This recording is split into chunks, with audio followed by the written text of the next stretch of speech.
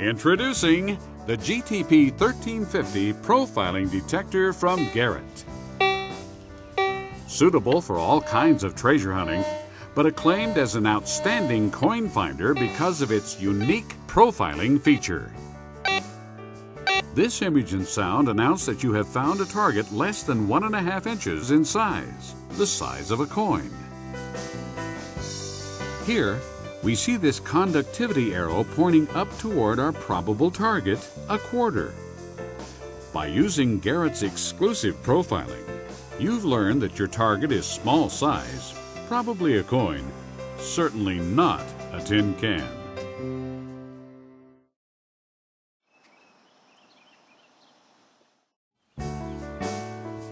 Now, let's take this marvelous detector into the field so that it can help you discover your own coins. And it's so simple to operate. Press one touchpad and you're ready to hunt. Just glance at the display and see your exact operating status. Here, we're in a coin search mode with Tone ID audio. You can hear the threshold sound that's already been set at the factory. Garrett recommends that we scan the search coil back and forth as we walk forward. Notice that the coil is held an inch or two above the ground. We keep the detector moving as we scan the earth for coins. Detection of any acceptable metal target will cause an increase in sound and be indicated on our display. There's our first target. To determine precise pinpointing and approximate sizing of targets, press and hold the pinpoint profiling touchpad. First comes pinpointing. While holding down the touchpad, move your search coil around slightly to center it above the target. This easy maneuver gives us the depth information. As shown here, the target is 4 inches deep. You can also watch the upper scale move from left to right, as it indicates signal strength. The maximum reading attained toward the right will occur when the target is beneath the center of your search coil. And notice that the target cursor continues to blink and that the target we've located has the conductivity of a quarter. We can learn about the size of our target by profiling. Release the touchpad and repeatedly sweep the search coil back and forth, approximately 7 inches past the target on each side. Be sure to maintain a consistent 14-inch sweep. This chirping sound indicates that we're achieving a valid target profile. On the profiling diagram on the display, our target has darkened the center section outlined in red, indicating the smallest size. This tells us we found a target that's the size of a coin.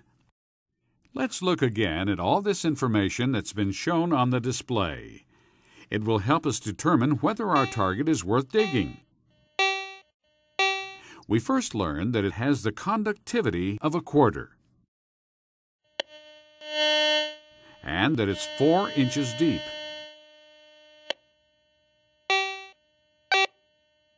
Since it presented the smallest profile, we know that it's the size of a coin or a small ring. Small targets are more precisely identified on the red band of the color-coded Target ID guide, where we could again determine that it has the conductivity of a quarter. This error-free pinpointing and profiling method told us about this silver quarter buried 4 inches deep.